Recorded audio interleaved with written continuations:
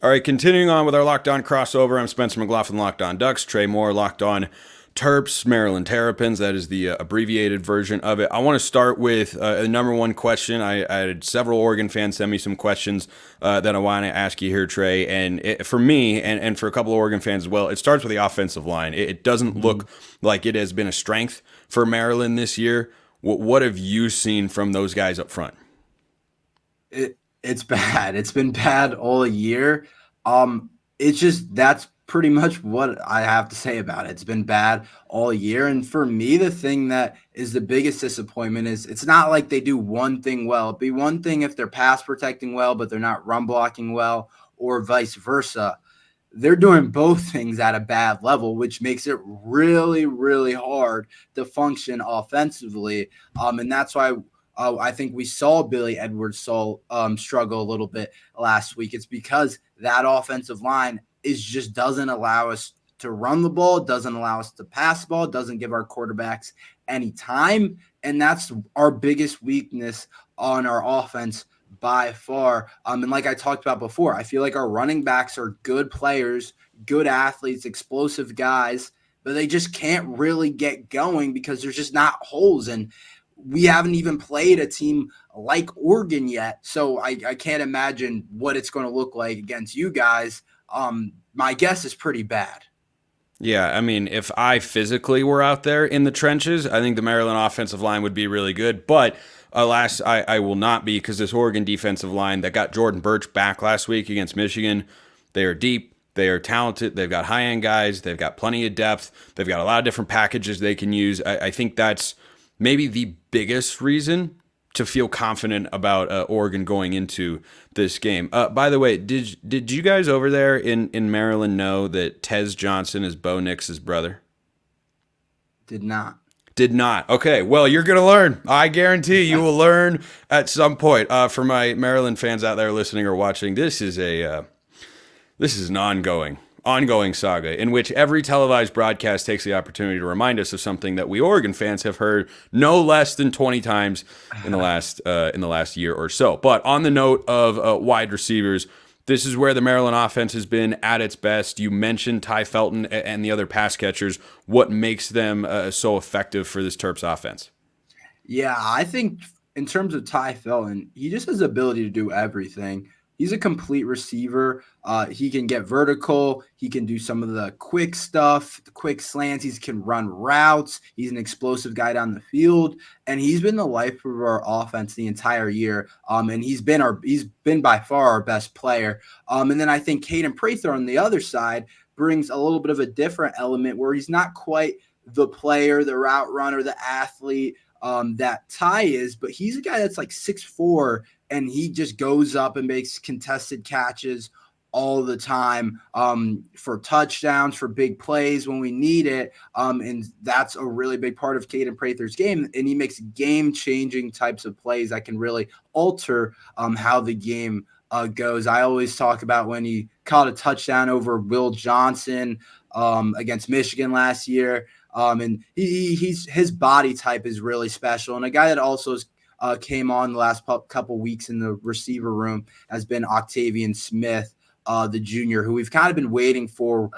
Really explosive kid, not the biggest guy, about 5'10", but he may be one of the fastest guys, or for sure is one of the fastest guys on the team, but might be the fastest guy on the team. He's a guy that has also really came on, really had a big game against USC. So definitely watch out for him as well.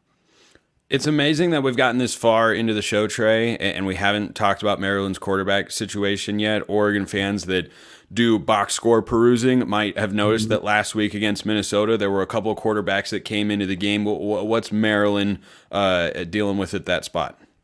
Yeah, it sounds like Billy Edwards is still going to start, but I would not be surprised at all if MJ Morris plays a little bit, plays a good amount, because I've been saying we brought in MJ Morris this year, and I believe that we haven't been good enough, and Billy Edwards hasn't been good enough, where it's like we shouldn't play MJ Morris, or MJ Morris shouldn't get an opportunity to play. It's like, why did we bring in MJ Morris if we're not going to give him an opportunity to play? It'd be one thing if we're undefeated, number one, like you guys, but we're not. So I think MJ Morris might get an opportunity to play, and I've said it's only fair if both quarterbacks get to play in this game because they're probably not going to look great. So whoever plays, if only one guy plays, then that's a lot of pressure on them. And I kind of believe both guys should play. But I'm pretty positive that Billy's going to start. But I wouldn't be surprised at all if MJ gets in the game because 2 weeks ago, last week we had our bye, but 2 weeks ago,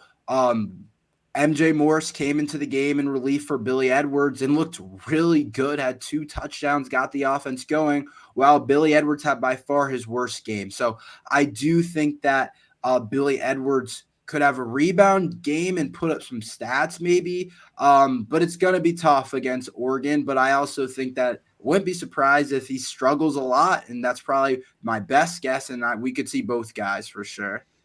Talk about the secondary, which will not have to defend Tez Johnson on Saturday, as I talked about, but still has to try and cover Evan Stewart and Trayshawn Holden, and Gary Bryant Jr. might be back, the one-time USC transfer. You've got a couple of tight ends who have been really good, 3 of them who have been involved, and I think Sadiq and Ferguson in particular have been really good at catching the football this year. Dylan Gabriel does a great job just spreading the ball around. I was talking to Jake Budd of the Big Ten Network, who was asking me about Oregon. He said, well, what makes them, so good and hard to defend? And my instinctual reaction was, you never know where the ball's going. You never know. Like, yeah, you could go to Evan Stewart on 3rd down. You go to Tez Johnson. You go to Trayshawn Holden. You go to Terrence Ferguson. You go to Kenyon Sadiq. Like, all of these guys have made spots or made big catches everywhere except the tight ends in the red zone. A tight end doesn't have a touchdown for Oregon this year. I'll talk about that more on tomorrow's show for my Locked On Ducks crowd out there. But why has it been a struggle for this Maryland secondary, and what have the issues been as they get ready to face this Oregon passing attack? Yeah, I mean, we just don't have experience back there. We don't have a bunch of guys that have played a lot of football, and we're playing some younger guys as well, some freshmen. We just don't have the names and the talent that we've had in the past. Like, we've had guys that have gone the NFL draft, like Deontay Banks and Jacorian Bennett, and Tarheeb Still is starting for the Chargers now. We don't have a guy like that. And so at the end of the day, to me, it's just a talent issue. We don't have a ton of talent back there, and we're playing a lot of younger guys as well. And we don't have anyone very experienced that has played established Big Ten ball in terms of the cornerback room. In our safety room, it's a little bit different with Dante back there and Glendon Miller. But in terms of the corner position, that's been my biggest concern really all year. And somewhere that I completely expect Oregon to be able to take advantage of, even without even without your top target, Tez Johnson. I honestly, it probably doesn't matter. Maryland hasn't been able to cover anybody all year. Last thing before we flip roles here is the progression of Maryland's games this year. So one of the few, I'll call it a gripe, one of the few gripes that Oregon fans have had this season amidst a point where they're 9-0, ranked number 1 in the country. No one has any arguments about that. Big win against Ohio State. Third quarters have not been very good for the Ducks. The first and second quarters, the second quarter in particular, they've been phenomenal. But you look at games like Purdue and Illinois, the games were over by half. Michigan, made a little bit of a comeback in the second half, but Oregon was up 28-10 at the break. When has Maryland rather been strongest this year, and how have they fared in third quarters this season coming out of the half? Yeah, I mean, when you look at some games, I look at the USC game. We came out really strong in the second half. In the third quarter, we were down 21-7. We're able to come back. We've done a decent job of coming out of halves and playing well, but we've also had games where we've dropped games in the second half.